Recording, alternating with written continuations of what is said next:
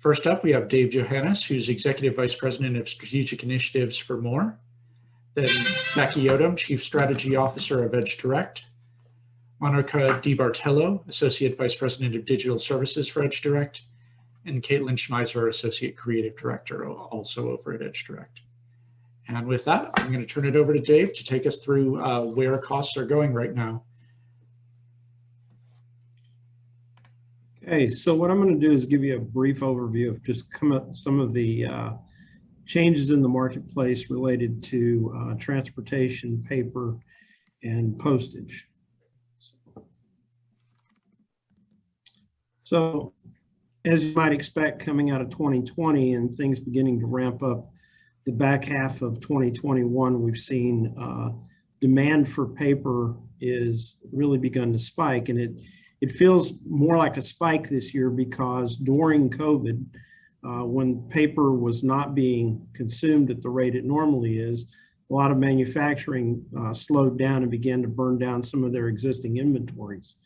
And it took a little while for the pace to pick back up, and the paper mills, being conservative as they are, did not pick up the pace immediately. They waited to see how the market was going to move. So right now we've got demand kind of outpacing the current supply, and that has led to a little bit of an oversold market and allocated market, which we haven't had in probably 12 to 15 years.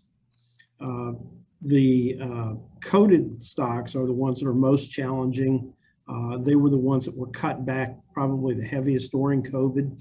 And what happened was a lot of that capacity was actually reallocated to packaging, which, you know, during the COVID times, people were not shopping in person, ordering online, really drove the packaging demand up. So a lot of the mills moved that capacity and shifted it over to handle that packaging supply. Also, there's been some consolidation in the market, some mills and brokers combining, buying each other up. We can't really tell what the impact of that is yet. I guess one of the good moves that we've heard is one of the mills that Domtar had shuttered in Arkansas is now coming back online, which will give us a little bit of additional capacity. So that's kind of what's going on with the capacity piece of it.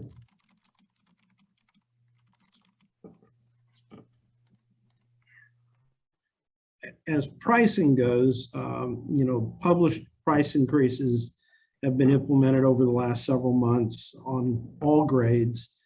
Coated free sheets, the mills have implemented 5 increases this year. And I think the aggregate of all those is about a 23% overall increase. The uncoated free sheet market has had a couple, with one more announced for later in August, and that would put them at about a year-to-date 16% increase. So I think the big news there is everybody that's needing paper, you've already heard capacity is down, and there are allocations.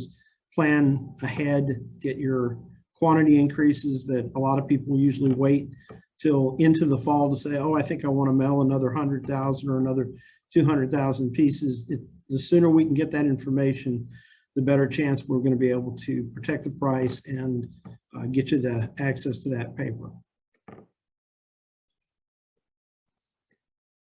So, as I said, the capacity reductions and market shifts continue to drive the longer lead time, which is why you need that planning. Transportation capacity is also very choked right now. In fact, the supply chain for trucking and transportation is facing a lot of the same challenges the rest of the world is, with both driver shortages and you know, equipment shortages. So right now there's a ratio of 7.8 loads available for every 1 driver on the road. So we really got to, again, planning is the key. Longer lead times, making sure that we know what you're going to want to move so that we can set up planning and make sure that we can take care of you. New business projections say that, you know, they're going to help us secure future tonnage, but there are no guarantees right now. Everything is really based on the mill schedule, and when we can put orders in, what we've tried to do with our work that we've got in the queue and all across more manufacturing is to kind of create the forecast and get preliminary purchase orders placed everywhere. Even though those mill runs aren't set yet, they've got a good forecast of what we're looking for to make sure that we can get our paper when we need it. So last minute orders are going to be the ones that will be a real challenge in this market. And then I mentioned the Arkansas mill that they just started back up for Domtar. So next slide. Postage cost. Everybody on this call is probably aware we already had a small rate increase at the beginning of the year, and now effective August 29th, is going to be a 6.5% rate increase for letter mail and an additional 8.8 for flat mail. So everything is tight, and now my colleagues from Moore are going to tell you how you can begin to beat back some of these cost increases and capitalize on other things in the market that will help you mitigate these costs.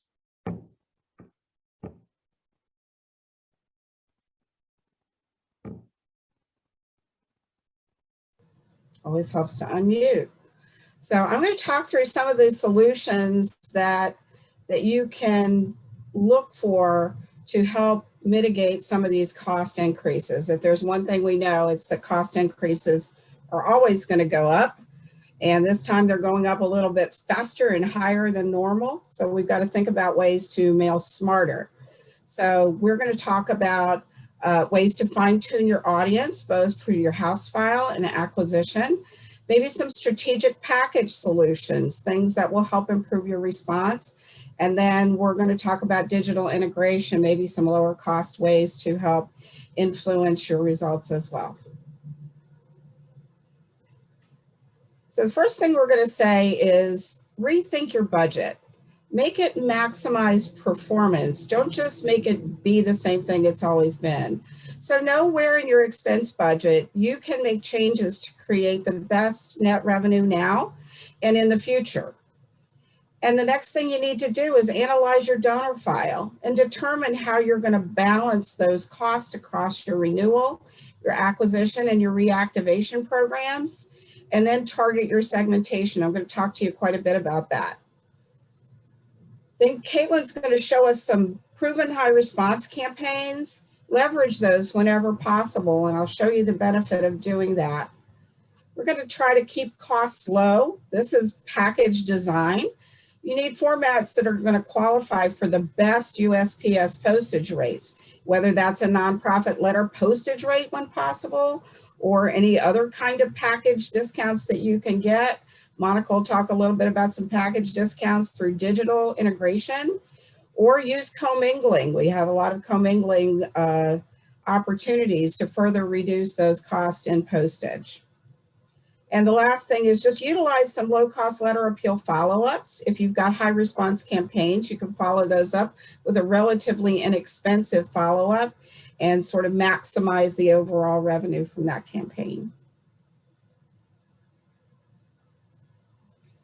So I'm going to talk about reaching the right people, targeting. These costs are increasing. It is critical that you select the right donors to include in your campaigns. And one of the things we do is go beyond traditional RFM segmentation. So if you're not doing this, I'm going to talk a little bit about what that looks like. They may incorporate an external model, and how they incorporate that is different for each organization. But using only an RFM segmentation strategy or an external model on its own means that some donors who should be mailed are not being mailed, and some who are being mailed should not be. So we want to talk about a more sophisticated approach to segmentation to right size each of your audiences for each of your campaigns, because you may be able to mail fewer donors and receive actually more revenue, and by employing some micro segmentation strategies. And if that's a new term for you, I'm going to tell you what that means. Why are we talking about all of this? Why are we talking about using the right campaigns? Because we want to retain donors. Donor retention is the most important objective of your direct marketing, direct mail fundraising plan. And your existing donors will usually provide positive net revenue when they are mailed correctly. And in order to generate consistent revenue year over year, you have to maintain that size of your donor file. So this little chart over to the right shows you sort of the dynamics in a donor file. It's showing you at the bottom, this darker teal number is donors that have lapsed this year. And then at the top is how do we renew them or how do we replace them? We either reactivate lapsed donors or we get new ones. And the goal is to have those little lines, that top little sort of lime green line, be above the 0 line. That means your file is growing. At the very least, you want that at the 0 line. You need your donor file to maintain its size and its value. Any donor you don't renew must be replaced, and you have to replace them either through acquisition or lapse reactivation. And both of those things, unfortunately, usually require a financial investment. So it's critical that you understand how your file is impacted by retention, by donors who are lapsing, by donors who are being reactivated, and how much acquisition you actually need to keep your donor file steady. And I think everybody knows this, not every donor has the same value to your program. Those multi-year renewals, the people that have been in your file for 3+ years, give to you every year, those are of the highest value to your organization. But there goes down after that. New donor acquisition is usually the lowest value kind of donor you have. So putting a lot of effort into acquisition doesn't give you the same bang for your cost dollar as focusing on your renewals, your recaptured, your reactivated donors, all of those folks that have demonstrated loyalty to your organization.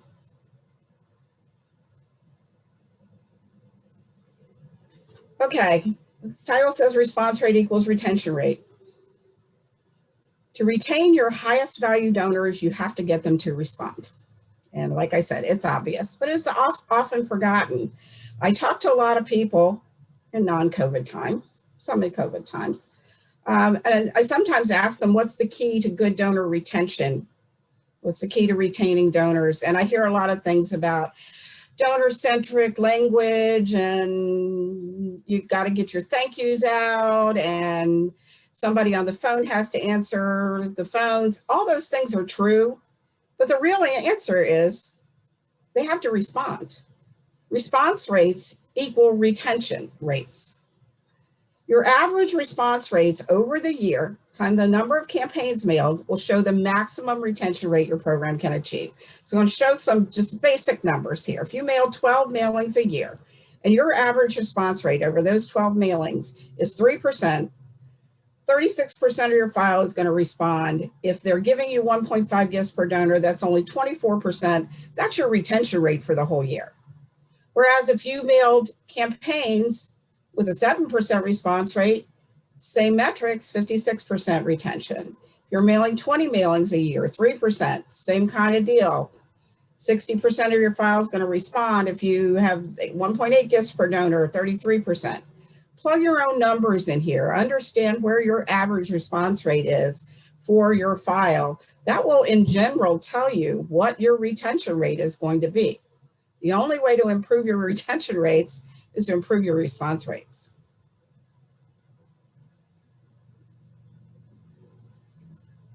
So this slide's going to have a lot of numbers on it, and I'm going to throw them at you. You don't need to look at them and understand all of them. But what I want to say to you is that you can forecast the impact of choosing a lower response package versus a higher response package.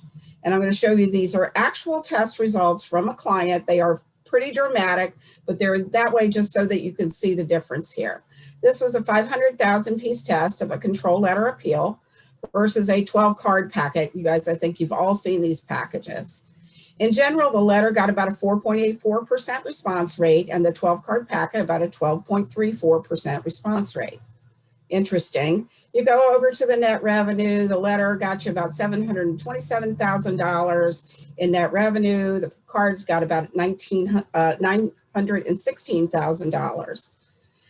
And people are like, well, that's great. That's a little bit of extra net revenue, but look at my cost per dollar raised. Oh my gosh, I can get 15 cents on the letter, but my cost per dollar raised on the card packet is 41 cents. What do I do? So we look at this in kind of a different way. The whole goal is to keep your donor file steady. If you're only getting gifts from 24,200 people with your letter, and you're getting 61,700 gifts with your cards, you're going to have to replace those gifts in your donor file. You're going to have to do acquisition to get you 37,500 additional gifts to get those donors. And for this particular client, that meant they needed to mail about 2 million pieces of acquisition to do that. And with their acquisition metrics of a 8.9% response rate, a $16.44 average gift, with the cost per piece of the acquisition, which isn't out of line. You got to include your list costs here along with your production and your postage. They're actually going to invest $489,000 in doing so. So the actual net from the same amount of people is now $238,000. Well, that doesn't look so good compared to your $916,000 that you netted from your test card package with a much higher response rate. So just doing that piece of it, there's a $677,000 upside to mailing a higher response rate package. Even though the cost per dollar raised in the initial test was 41 cents, when you add the acquisition to replace the donors to the actual control results of the letter, the cost per dollar raised on that was 84 cents. Think about this globally. Think about how you're going to get your donors to respond, and understanding that a higher response rate package may be a better idea, even if the net is equal, because you need to look at what that's doing to your donor file. So let's look at it even further out. Retained donors are more valuable than newly acquired donors, right? We just looked at the slide. We know that's true. Value increases over time. Retention rates increase over time. So choosing that higher response rate could generate significant revenue. So I'm going to show you more numbers. Don't be too scared here. These are 3 years. So the first year is those 61,700 donors either reactivated with the cards or reactivated with the letters and acquired new to replace. Value in year 1, value in year 2, value in year 3, with a different kind of retention rates. You'll see those in that third column. 38% in the first year, 46% in their second year, 65% in their third year and above. About the same average gift moving up once you get past that first year. But over 3 years following this test, those card responsive donors could be worth another $1.6 million to this organization.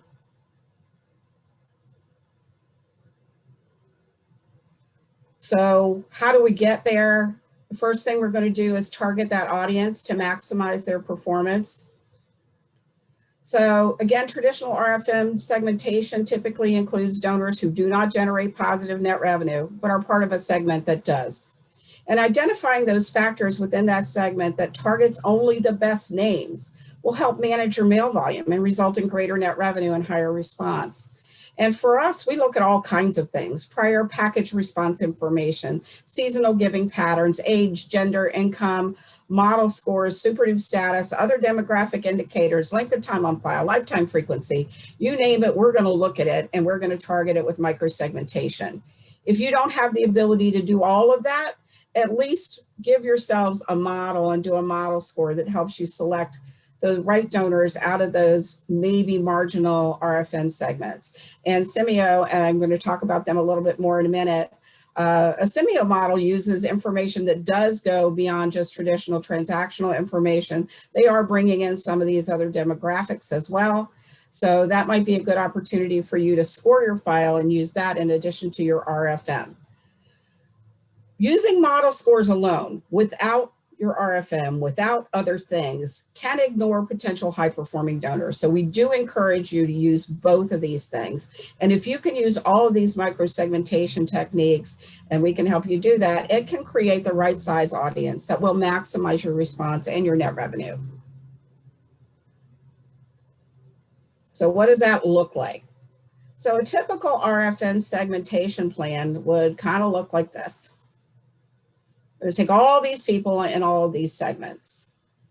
But when we look at a micro segmentation, we may take most of the people in all of these segments that I've highlighted, but we're going to also go in and we're going to take everybody but the worst people in the next group of segments.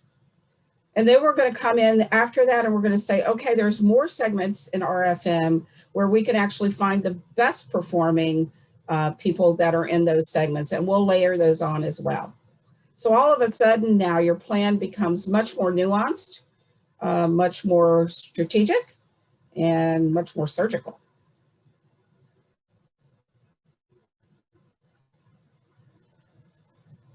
Once we've mailed all the right people in your active donor file, you know you're probably going to need to replace some ones that you're losing. Everybody loses donors every year. Even the best programs are still only retaining 70–75% of their donors. But understanding the relative long-term value of reactivated lapsed donors versus newly acquired donors will help you understand how to balance your campaign plan, minimize your spend, maximize your revenue. And by targeting selected lapsed donors for reactivation, you can reduce your volume in traditional acquisition. And in addition to eliminating list costs, have the benefit of higher long-term value of your reactivated donors over ones that you would have brought in new. There's a little chart from one of our clients, 3-year annual value of a new donor, $24.79. If we can get a reactivated person back in the year after they lapse, $42.33. Anybody 2+ years that we managed to get back was averaging about $30.05. It's a big difference, and it can make a huge difference in the future value of your file. So once you've done that, the piece that's left is your acquisition. Knowing how much money you can spend depends on how much you've already allocated to your active donor file and to your lapse reactivation, but you want to maximize every dollar you put into acquisition. Scrutinize those list plans. If you haven't done it lately, make sure you understand everybody, every list that's on there. Make sure you're focused on those lists that provide both the best cost to acquire and the long-term value that you want. Exchange when you can to lower your costs, but not at the expense of performance. Make sure you're getting the right response from that, not just taking those lists because you like to exchange with those guys. Utilize co-ops for both performance and cost savings, and find the best co-op solutions to maximize your performance, and then test deeper within segments of those co-op models. Co-ops can target your acquisition plans. Here's what they say they do. This is exactly what they do. They increase your donor base. They find you donors that are going to retain better. They increase your donor value. If they retain and they're giving you a higher gift, that's even better. And then they help you to understand who your donors are. A good co-op can help you profile your donors, see who they are, see who's going into these plans. So we want to make sure that we target specific types of donors that correspond to your donors. This is how they model it to do it. You mail those.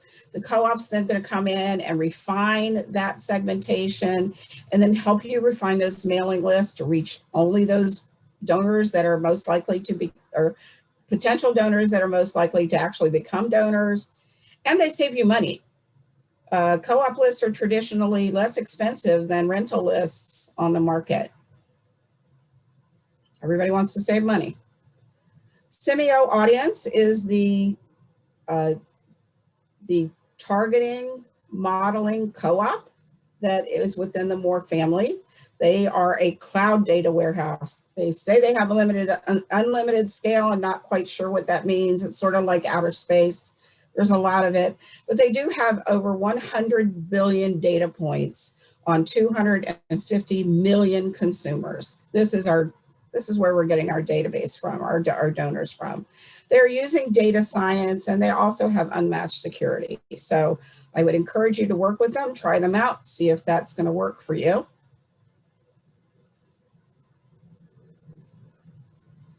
They have what they call the next generation co-op.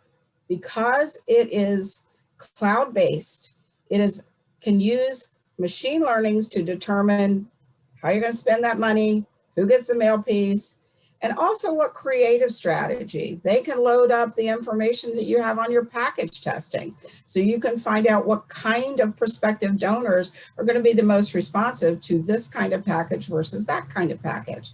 And it gives you the most up-to-date data. They load it all up there. It flies up, it flies right back down, but with the greatest depth of data to deliver that data with state-of-the-art algorithms to make sure you're talking to the right person every time. Here's a little case study from Simeo. A humanitarian organization was looking for ways to scale its acquisition. They wanted to find prospects who were more likely to donate than those from traditional co-ops. And the Simeo audience revenue model gave them that success. It outperformed the average response rate by 10% and the average gift by 11%. You guys know this is huge in the acquisition world. Overall, Simeo audience was responsible for 29% of the mail volume, but 32% of the total number of donors and 36% of the total revenue. Not only did they get more people, they got more valuable people.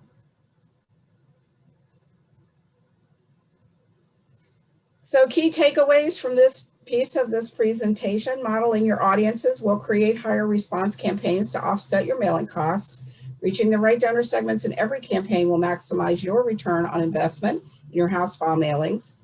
Targeting your lapsed donor audience with scoring, microsegmentation, and campaign balancing will create immediate impact and can enhance long-term value.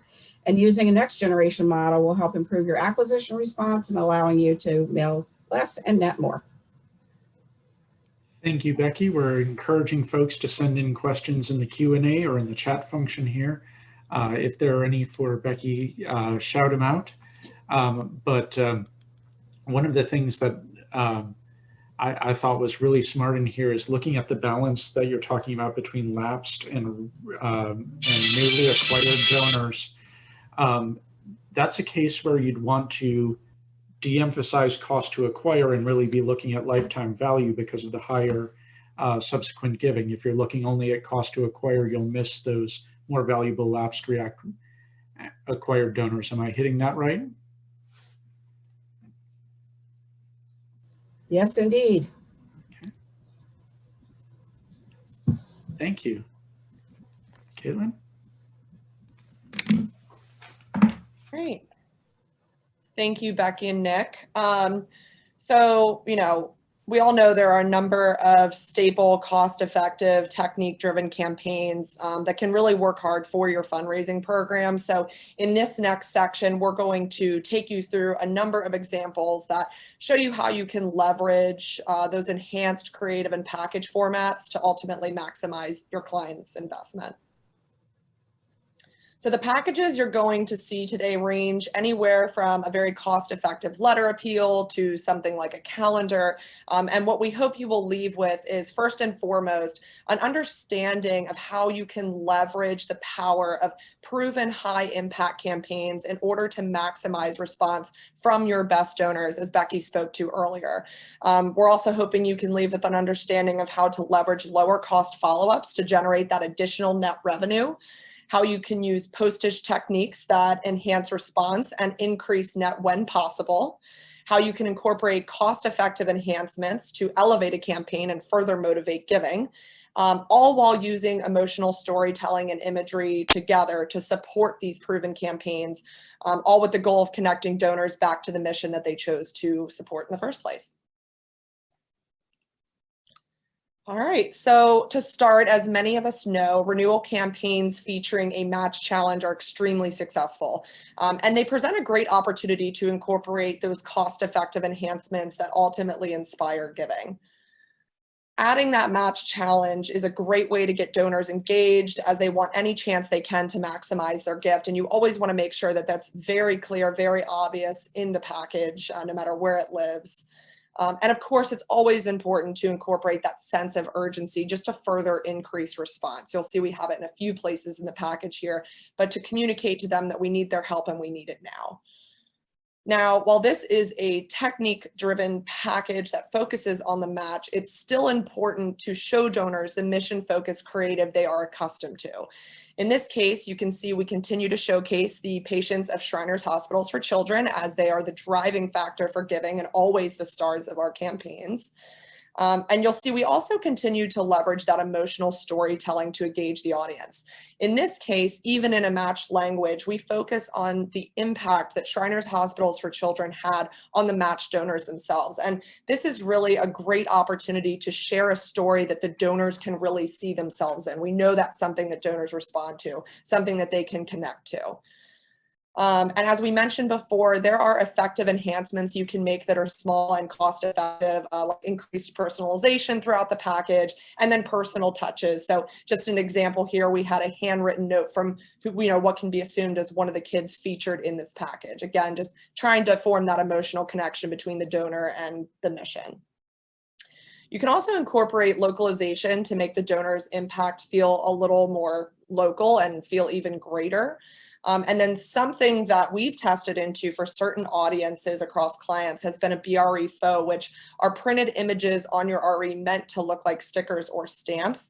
And it's really just proven to be a great way to incorporate the effectiveness of a BRE 5 look and feel without that additional cost.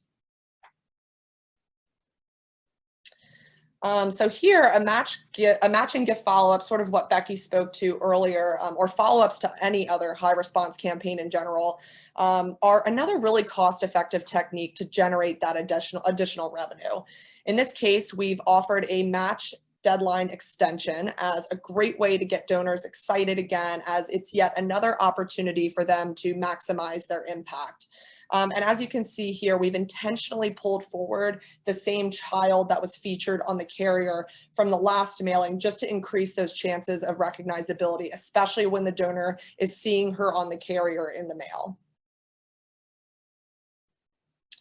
Another extremely cost-effective campaign, if you can make it work for your mission, is an urgent appeal. So just for some background, last year during the winter months of COVID, we mailed a Hope for Heroes urgent appeal for our client, Paralyzed Veterans of America. And it was a time of dire need for paralyzed and disabled veterans, as well as many Americans who were facing isolation and could not get the care they needed because caregivers could not visit them during the pandemic. So with that urgent need in mind, we crafted an urgent appeal and it looked the part. Creatively, we focused on keeping it very minimalistic to appear as if it was more hot off the presses versus something that was, very thought out and planned. And again, we emphasize that sense of urgency through the use of color, that bright yellow, that canary yellow that stands out in the mail, those dashes on the carrier, along with urgent stamps and please respond by dates throughout the package. In our language, we really use that real estate to emphasize the need to donors, calling on them to help paralyzed and disabled veterans in desperate need of help during this time of crisis. So that field officers with Paralyzed Veterans of America could reach them, get them the supplies and the care that they needed. So again, really sort of a down and dirty approach to, a letter appeal here that proved to be very, very successful.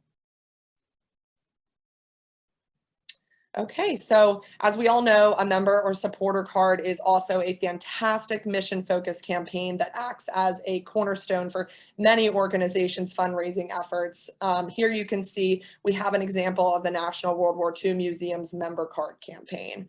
So right away, we're showing the card through that double window, accompanied by a proven teaser, letting them know that their official card is enclosed to get them into the package. And what's interesting here is that since this is a membership, the card that was actually included in this campaign has practical use in that it does display the membership card, or it displays the membership of the audience and is used for entrance into the actual museum. But at the same time, we also know that many of these direct mail members are not actually visitors to the museum and actually never make it. So this really just confirms our beliefs that donors or members, regardless of the organization, are proud to carry their membership or supporter card as a sign of support for the mission or the brand. And testing in particular for this client has shown us that for them, historical black and white imagery really resonates with their members, given the interest in the museum. And with other organizations, we've also seen mission-related imagery and branding work as well. All right, so next up is a look at an acquisition control for commemorative Air Force, which includes personalized name and label address labels featuring images of CAF's historic aircraft. The label form includes interactive yes/no stickers to get increased engagement from prospects. And then also note the back-end premium offer up near the engagement stickers, just to ensure that placement of the photo of the hat near them allows the offer to catch the attention of the donor, especially as they go to give. But what really makes this package unique is that we've tested into the addition of these branded trading cards, another really cost-effective paper premium with a high perceived value that showcase USPS aircraft with information about each plane on the back. And in our language in the letter, we position these as a collectible set for donors, either to keep for themselves or to give to grandchildren. But this addition to this mailing really further broadened the appeal of this acquisition campaign, keeping our outside lists in mind and allowing us to connect more to, history buffs, aviation enthusiasts, and, even those who have military interests as well.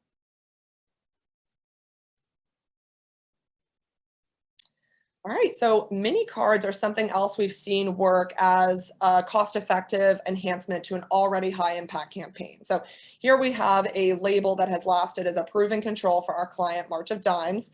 And in an effort to increase the usability and overall perceived value of this campaign, we wanted to find a way to include a matching set of cards without having to change the size of the carrier, which is just a Monarch size carrier. Thus, a set of 3 mini cards were born. So as you can see, the corresponding label art features mostly all frogs, but we wanted to ensure there was a range of art on these cards to increase the chance of likability. So we pulled various elements from the control art, locked them up with a proven mix of messaging. We also included white MEs just to keep the cost down, as well as the addition of the notepad that you see there, and created what now feels like a more complete stationery set for the audience.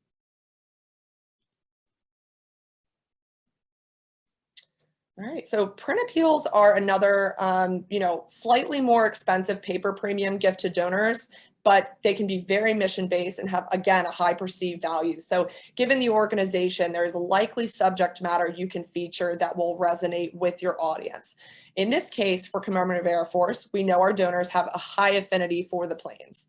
So each year we feature a different plane and advertise this as a commemorative print, something that is seen as a collector's item to be framed, hung on a wall. And the print itself has that strong branding sitting up there in the corner, as well as a handwritten message and signature from the pilot featured in the letter who actually flew this plane during World War II. And of course, there are other elements in this campaign that make it work. We've got a higher end carrier with that personal touch that we talked about earlier, a handwritten message on the front, as well as a do not bend stamp on the back, which we all know that usually implies that there's something nice inside. So hopefully we'll want to get in and check it out. And in this campaign, like many of ours for Commemorative Air Force, we do offer back-end premium ball caps that feature, in this case, the same P-51 Mustang to correspond with the print and the letter. So this next one is a really exciting campaign that we tested in Shriners Hospitals for Children, a Hawaiian card line. So when this campaign first mailed, we tested in Hawaii as well as some other coastal states, and since then have rolled out to them. Given that we can assume that a large portion of our older audience lives in or visits these coastal states, or never do and wish that they could, we felt this art might resonate with our snowbirds, and we were right. You can see we still have a similar range of proven messaging throughout the package itself, whether it be the teaser on the carrier or the cards themselves, but the subject matter has been changed to reflect the sentiment of a holiday spent at the beach. And this was a really successful test that has since opened the door to other testing opportunities moving forward. Just a new take on, that traditional card campaign. And finally, as we all know, a good old 12-month calendar is another high-impact workhorse and paper premium that can support any organization. It's a wonderful gift to these donors. They can hang it on their wall. It acts as a really great long-term brand raising and fundraising piece, just constantly reminding them throughout the year of the organization that they love and support. And in this campaign, as well as for other clients, we've actually tested into the addition of an at-a-glance desk calendar to accompany it, which also has mission critical information on the back. And of course, you know, we all know this, but when selecting imagery, it really is important to ensure that all of the content you feature is something someone would like to look at for an entire month, you know, whether it's mission related imagery or not. We do have one client in particular where we have mission language and call outs throughout the calendar, but the theme of each calendar actually doesn't have to do with the mission. So in this case, we do know that our National World War II Museum audience responds incredibly well, again, to that black and white historical imagery, which we are fortunate enough to access a library of through the museum. So that's all I have for some of our creative samples. I'm going to actually pass the back over here to Becky to wrap this section up for us. I hope you all enjoyed seeing some of these high response rate packages. I did see a question about whether cards are good to use to retain donors or get a second gift. The answer is absolutely yes. They're actually used in some of our welcome series packages. They do a great job of getting second gifts, and they're very high response rates. So you can ask us more about that later. But the question is, how do I afford to mail these high response rate packages to your donor file? If you're retaining more of your high value donors, you don't need to mail as much acquisitions. So again, cut that quantity by removing your lowest performing names with list selection, optimization, use of co-ops. Use cost to acquire donor as your guiding metric, but understand long-term value. So you're getting subsequent gifts. Maximize your lapsed reactivations. Shift your cost budget from acquisition to lapsed. Costs are lower. You already own the names. Future values higher. But start small, test strategically, keep your overall picture in mind. Thank you. One other question that we had coming in is, if you come from an organization that doesn't do a lot of premiums, are there some other techniques that you can do to increase response rates, such as larger rates of customization or those sorts of things that that you can have this sort of similar investment for return? Yeah, I think Caitlin showed you a lot of those: personalization, localization, using deadlines, driving gifts for urgency. A lot of those techniques, even if you're not doing a very high cost package, still work. Test, test, test. Thank you. So again, focus on the campaigns that give you the best long-term impact. Again, just wrapping it up, know the composition of your donor file, understand the relative value of your segments, and plan your budget to spend what you need to retain those existing donors. Test all these things, use those low-cost follow-ups, and target only the right donors in your segmentation strategies. But now we're going to talk about layering in digital. I think I've said all of these things already, so we'll go ahead and move on out and let Monica talk to you about digital. Thanks, Becky and Caitlin. And yes, test, test, test. All right. So integration really moves people into action. And what I mean by that is, you remember the old saying where it takes 7 touches to drive an action? It may be less than 7 now, but these cross-channel touch points that I'm going to talk about, they count as part of those 7. And we found by providing similar messaging as well as creative across channels, you can create more brand and mission recognition, as well as providing additional opportunities to drive revenue. With programs like the United States Postal Service's Informed Delivery, you can easily have a multi-touch approach that will help drive both online and offline revenue, and even increase direct mail response rates and average gifts. Having creative and messaging that aligns across the channels and thanking your supporters to help drive deeper will help drive deeper connections and their impact on your mission. As of September 20th, September 2020, there were 30 million people that have enrolled in USPS informed delivery. And USPS currently does not charge for this ad placement, and they're currently running a promotion that will also decrease your postage costs. The promotion is a 2% savings on eligible postage, and it's calculated right in Postal One. And it's applied to the postage statement at the time of the mailing. The 2% discount is deducted from the postage amounts of qualifying product categories that are paid at the time of mailing. And informed delivery has increased direct mail response rates as recipients are more likely to open the mail piece after seeing the preview.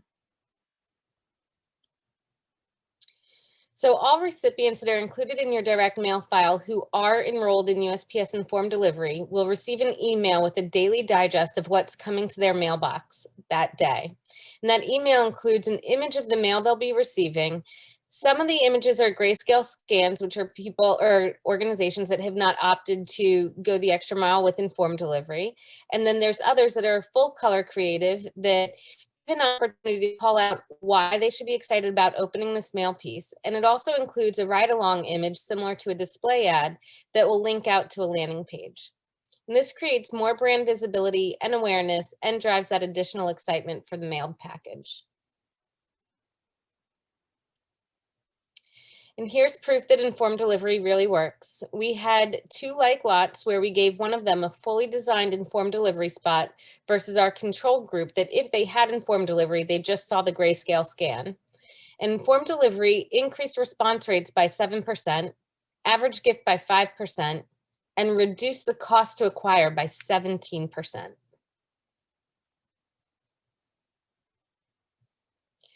Co-targeting is another digital integration opportunity where we can target specific people on your mailing list with display ads while they're out surfing the web on their own.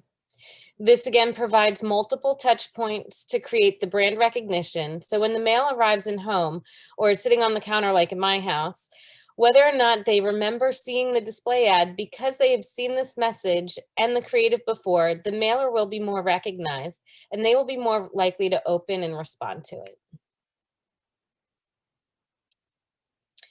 So co-targeting provides a display ad.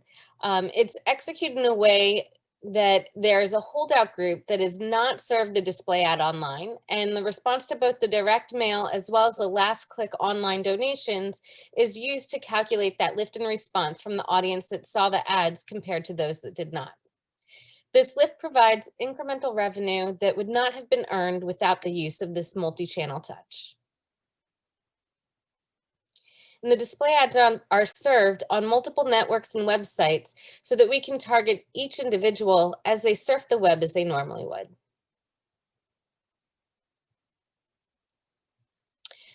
The lifts that we are seeing from co-targeting are really impressive. In this example, we saw a 57% lift in response rate, a 17% lift in average gift, and generating an incremental $20,000 in gifts for this campaign. And that $20,000 we wouldn't have earned without the co-targeting. And to wrap up the entire presentation today, we've gone through a lot of things. Retention is really important and costs less than acquisition. Targeting and personalizing messages will provide deeper connections and support and create higher impact campaigns that stand out. Multiple cross-channel touch points with unified creative and messaging will create a more easily recognized brand and will provide better user experiences. And wherever possible, utilize promotions to reduce your costs. Thank you. Thank you. We had a question come in asking about how USPS manages data privacy around informed delivery. How long do they keep the names in their database for promotion? How do they make sure that the ads just go to the person intended? It is based on the scan of the mail piece, and I really can't speak to USPS's best practices, but I'm pretty sure that they're also following GDPR guidelines as most senders are. Okay. And then we have we were just talking about an organization that isn't allowed to use tracking pixels on their website. And so how would an organization like that adapt their digital and potentially connected TV campaigns to make them effective with that limitation? That's a really in-depth question. We might have to take that one offline, but there's a lot of ways to manage your first-party data to ensure that you can still track and calculate results without using that pixel.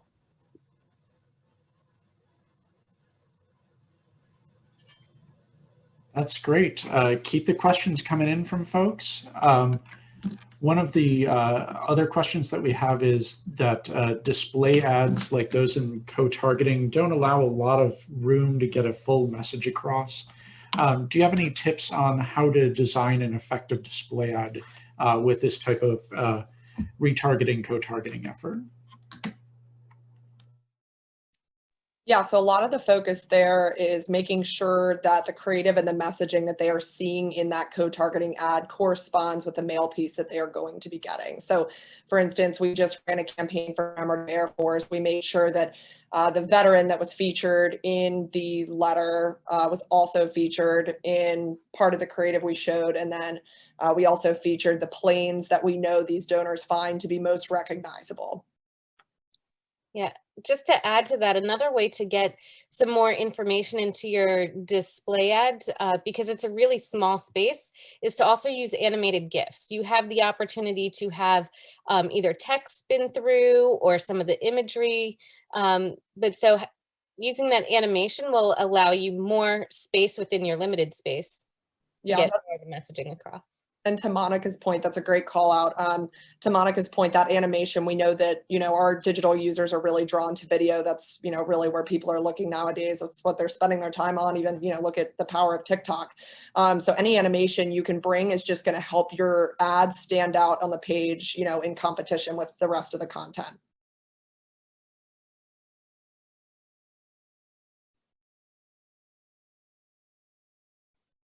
I am not seeing any other questions from the audience. So could folks, panelists, give out email addresses in case folks would like to contact them after? And I'll call on Dave first since he went first in the audience, and so we're not all talking over each other. And okay, my email address is djohannes@moredmgroup.com. okay, Becky? Mine's pretty easy, becky.odom@edgedirect.com. Caitlin? Mine is caitlin.schmeiser@edgedirect.com. And Monica just put hers in the chat. Yep, and monica.dibartolo@edgedirect.com. Yeah. And if for some reason you want to talk to the least educated person on this panel about these issues, I'm Nick Ellinger at nellinger@moredmgroup.com. Just remains to thank this panel for coming together and talking about ways to both decrease cost and increase the revenues from your limited costs, and for you for coming out today. Thank you so much.